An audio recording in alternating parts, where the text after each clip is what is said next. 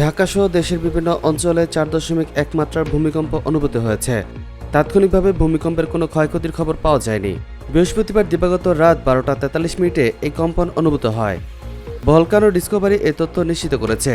ওয়েবসাইটটি জানিয়েছে, ভূমিকম্পের উৎপত্তিস্থল ঢাকা থেকে 41 কিলোমিটার দক্ষিণে। এর গভীরতা ছিল 10 কিলোমিটার। ঢাকা ছাড়াও চট্টগ্রাম ও বরিশাল বিভাগে এই কম্পন অনুভূত হয়েছে। এর মাত্রা ছিল 4.1। এর আগে সর্বশেষ 6 সেপ্টেম্বর রংপুর ও আশেপাশের এলাকায় মৃদু ভূমিকম্প অনুভূত হয়।